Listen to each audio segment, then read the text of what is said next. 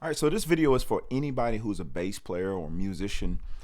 Primarily in this video, you're a bass player and you've been working at this thing maybe for a while, maybe not that long, but anyway, you're not getting the calls, you're not getting the opportunities to play like you want to. What can we do about this? Well, in this video, I'm going to show you 3 things you can start doing that will get you called or get you called back. All right, and so I'm gonna be using this track called "In My Soul." This track is originally from one of my all soul bass jam packs, but I'm gonna make this track available to you in terms of the backing track that you can get it. I'm gonna make it available on the website where you can go right after this video, get this track and rock out to it, and you don't have to buy the entire jam pack for this particular song. So all right, so we're going to jump right into this, and by the way, the sheet music, if you need that, as well as the tab, will be available with this particular track that we're going to make available for you. I'll put that link in the description below. So let's jump right into it.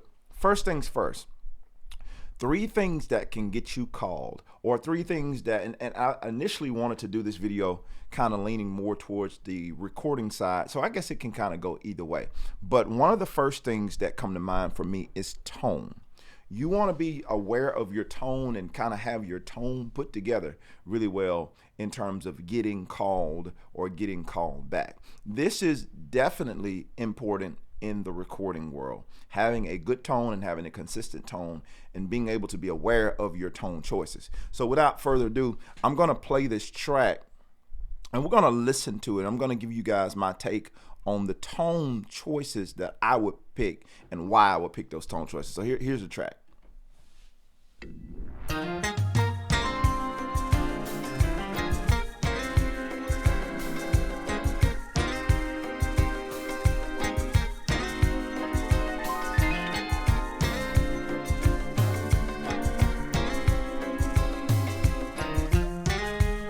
All right, right out the gate, me hearing this song and hearing the feel of everything, I would initially, for myself, I would choose to go with a more soulful tone. And what I mean by that, it's not too bright. You don't have a lot of this going on. You know, I'm not thinking to do thumping on a song like this initially on my initial listen. Now, why do I know to go with a soulful tone? Well, you gotta have spent enough time in hearing the music of choice to know your option of tone. So my thing, I would always ask for it, because you're not gonna have enough time to go through all of this music and just know all of this stuff if you haven't been doing this for years. So the quick way to get to that, to know the tone choices, ask the producer for a reference. If they sent me this track, that's the first thing I'm going to do. I'm going to ask them for a reference song. What kind of feel are you going for? Like, in other words, like, what type of sound are you going for? Based on what that producer says, I'm the producer of this particular track.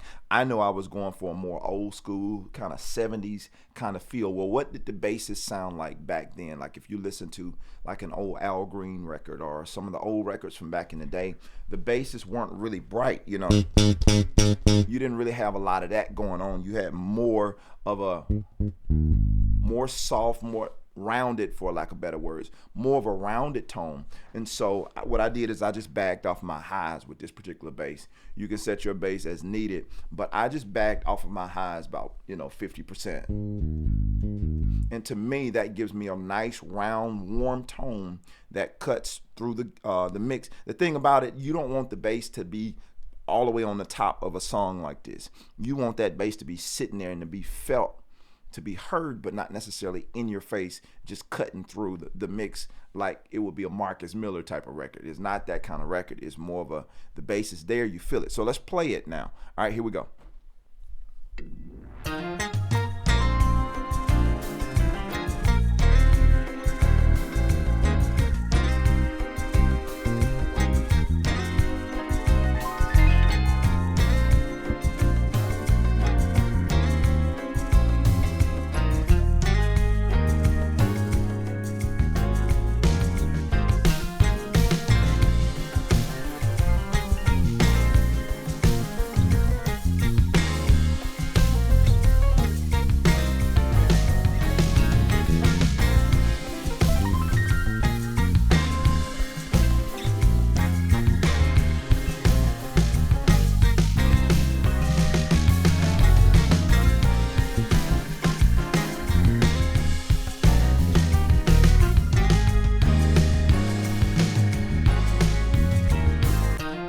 right. So as you can hear with me playing through that pass, and this track is about 10 minutes long, so you can vibe out with this particular one. But me playing with that, you can hear that warm tone doesn't really get in the way. Now, is it against the rules for you to play with more of a with a little bit more brightness? No, but for preference, especially when it comes to recording, I'm going for what the producer is looking for in the song. So it's really important that you learn to kind of shape the tone of your bass based on the song that you're playing, ideally. And having something that's more, let's say you're playing this in a live setting, what would you do in that scenario? Well, do I need to bring a different bass and be switching my basses? Typically for me, if I'm playing a live situation and I don't have a lot of time in between songs or in between whatever to switch the basses out, I'm going to get one bass for that live situation that can work for every song. And maybe I do some little minor adjustments here and there. And that's simply, if I need to go to like doing that, let's play it with a thump tone this time. Making minor adjustments. I'll start off warm. When we get to that B section, I'll go to thump.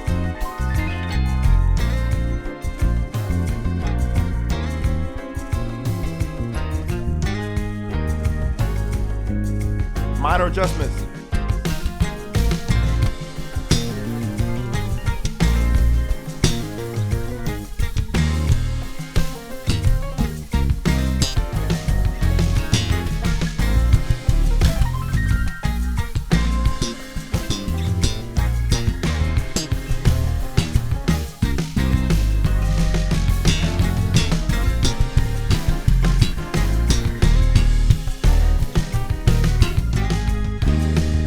Minor adjustment. Back warm.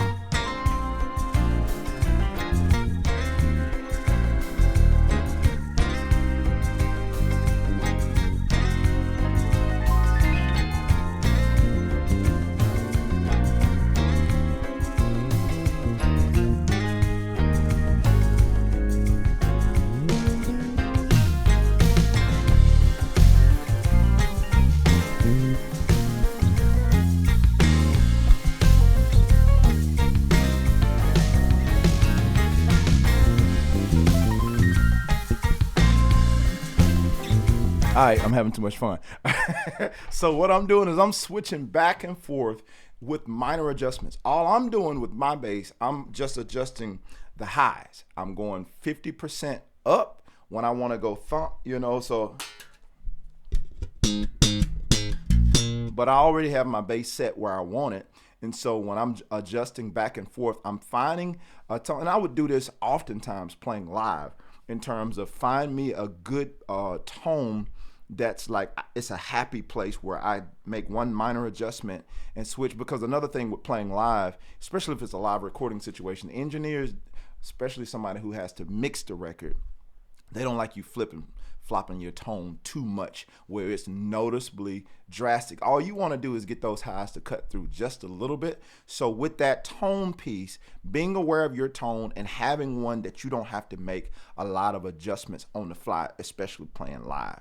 Now, studio, you want to have a consistent tone, especially if you got to go back and do overdubs, paying attention to what your tone is so your tone doesn't change if you have to go back and punch something in. I know we all want to be the one take guy, but realistically speaking, sometimes that doesn't happen. So being aware of your tone, having a good tone, being aware of that tone and knowing how to dial that tone in every single time, that's the number one thing that'll, in my opinion, it ain't the number one thing. It's a number one thing on this list of things that you can do that will get you called back. All right, number two, your feel. So your feel, people are going to call you, it goes without saying, this is not one of my points, but it goes without saying, your execution of the music is probably one of the number one things that people are going to call you for.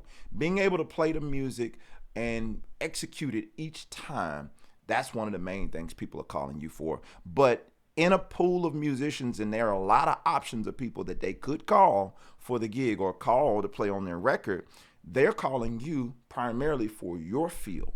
Jermaine, I want what you do. I want what you do on this record. So I want, and I, as a producer, I get called for various things, and people want me to do what I do, and that's basically your feel. So let's deal with feel now.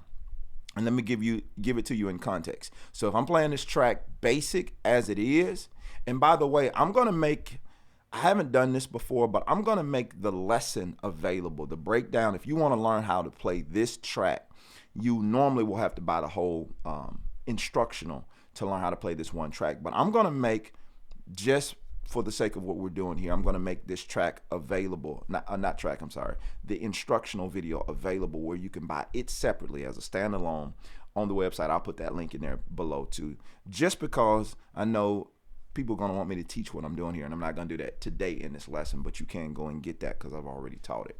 All right, so let's play it this time through, and I'm going to play it basic with nothing added, and then I'm going to go back and add my feel to it, and we'll talk about that. Here we go.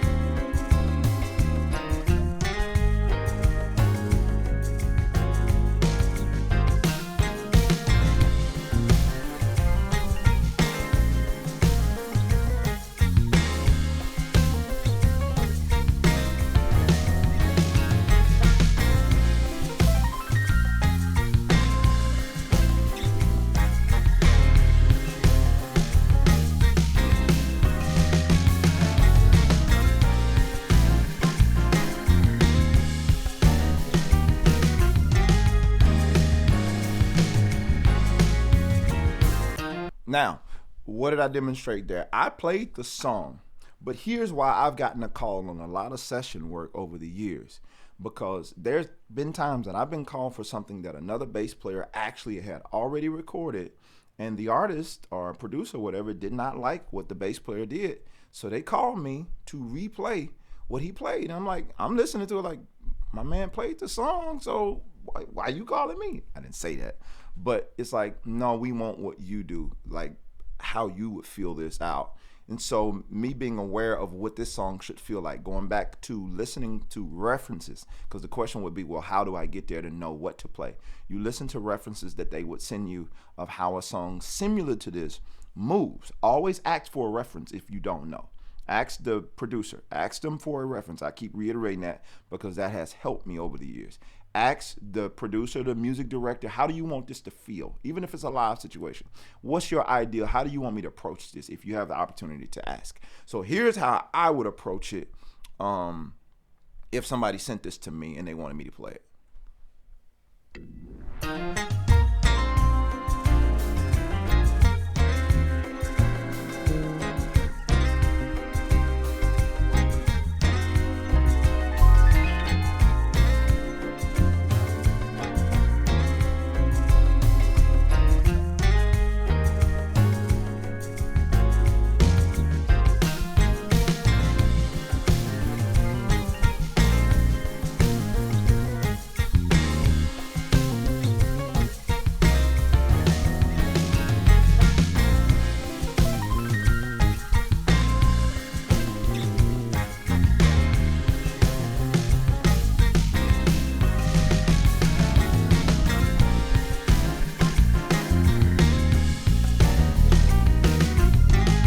I'm gonna go another round, open up a little bit more.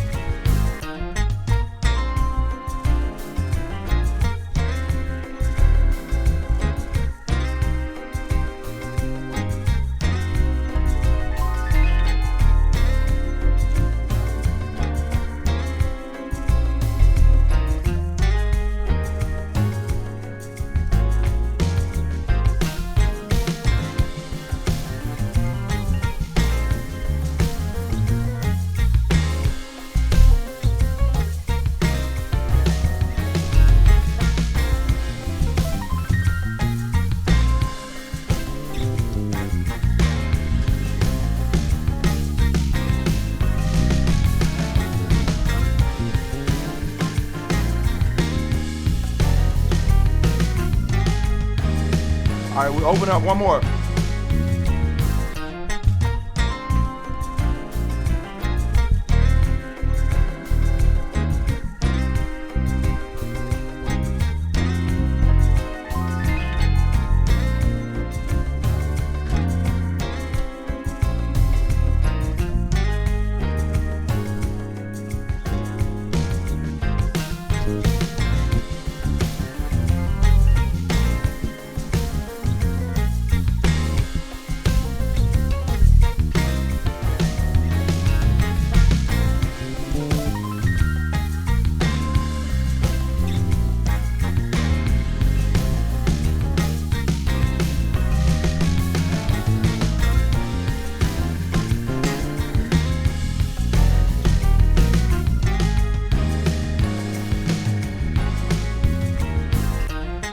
All right, so you got several variations there, and notice each time I started moving a little bit more. So those are some things that I'm paying attention to in terms of my placement, and so that really moves me into the third point is your choices along with your feel, how you make the song feel. So a lot of stuff that you heard me doing in terms of feel was like, instead of playing it,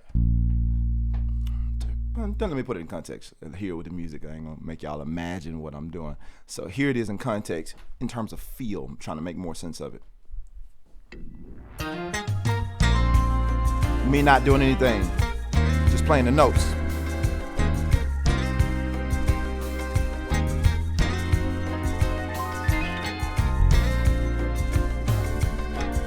So like to me, that's not like really taking into consideration everything that's happening in the track or that's happening with the song, because I'm not listening to that groove of the drums, like right here.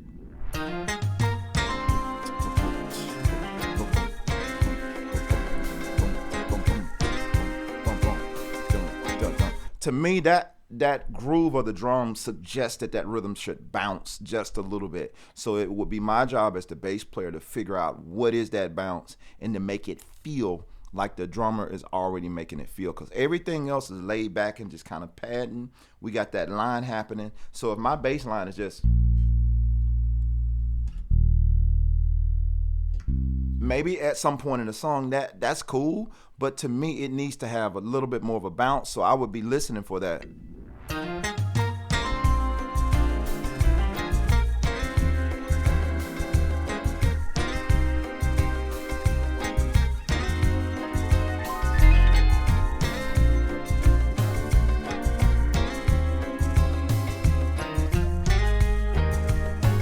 And even there, so like notice I'm starting out with a more muted bass, because to me it adds a little bit more subtlety to what you're playing, instead of just, that's kind of a little bit more in your face. And if we're just starting the song out really smooth, I want to start out as smooth as possible. I don't have to play exactly what the bass drum is doing, but that's always a good rule of thumb. Kind of lock with the bass drum if you possibly can,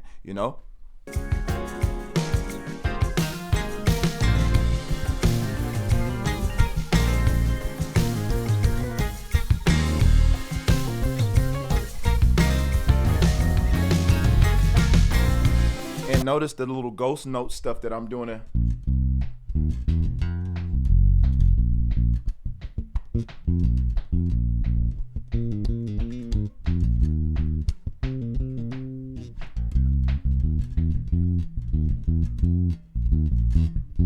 The little in-between stuff, that makes up your feel. I've talked about feel extensively in some other lessons, but all of those little detailed things that you're doing, that's going to make a difference in the way it feels. Obviously, I can't cover all of this in one lesson, so we're going to move on to the third thing. Your choices.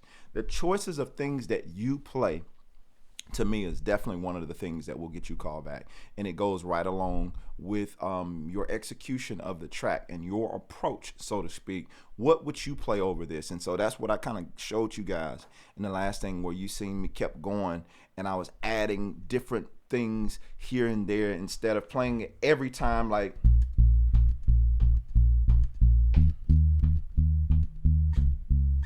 so, moving around those chord changes, because this is soulful, but it feels a little bit more gospel to me as well, as everything almost that I do. But so me moving around these chord changes, so different stuff like walking up to that to the 3, that little stuff like that, instead of your choices to move chromatically. Let me show you in context what I mean. I'll probably play through it a couple of times to show you my different choices.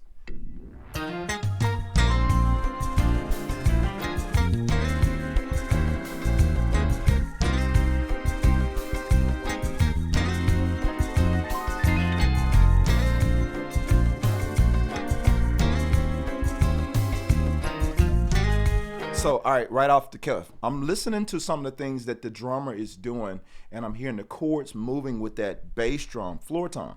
If you didn't hear it without me saying anything about it, listen to it this time. you'll hear some moves that's happening that I'm not catching. But this time I'm going to intentionally catch those moves because I want to pay attention. And it's my choices that keep producers are, calling me to play on certain things. All right. And I'm not the only one. I don't want to make it sound like I'm the dude that's doing everything right, because sometimes people get that vibe listening to various people talk. And I'm not the ultimate expert on this stuff, but I know what has worked for me and has kept me working over the years. So these are just some tips to help you if you want to take them. All right, so here it is again.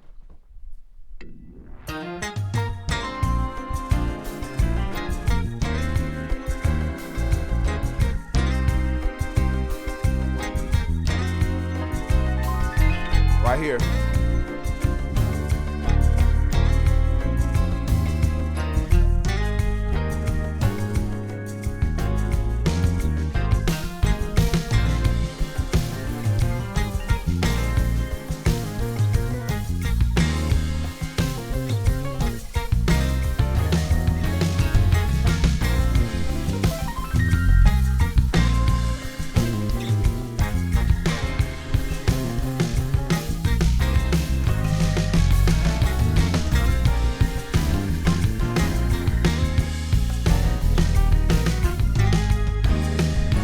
And so some of the things I'm listening to, obviously this is just a loop that's 2 parts, but typically in a song, we build up pretty fast in this song because that's the point I want to create for musicians who are practicing with it. I don't want it to be one-dimensional the entire time. But as I'm noticing that the drummer is building up, I'm listening to the stuff that he's playing, and I'm also trying to catch his build-ups. So here's what I mean right here. The choices of what I'm choosing to play are based on a lot of what's going on around me.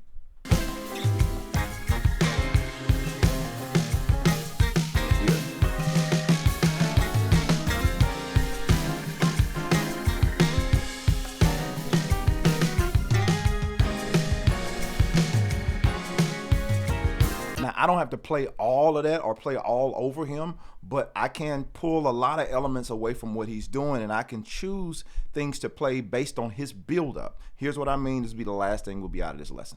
Let me go back.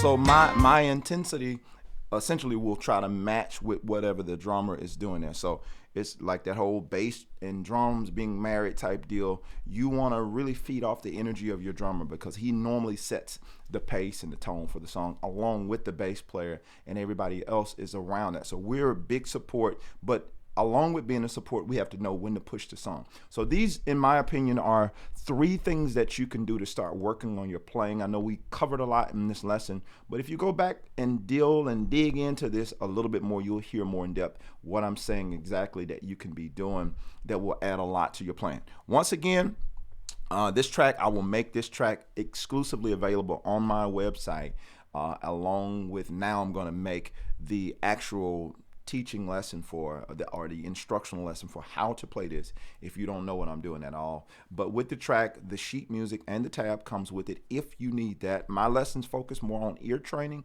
but if you need that, I know some people read, that's fine. I have that available for this particular track along with the instructional. So go over there and get it, and I will see you guys on the next video. Be sure to comment below and let me know if you found these tips helpful and if you wanted me to continue to do videos like this to show you kind of my approach and some things that will keep you moving forward in your playing. Appreciate you guys for hanging out with me today. I'm out. All right, take care. Peace.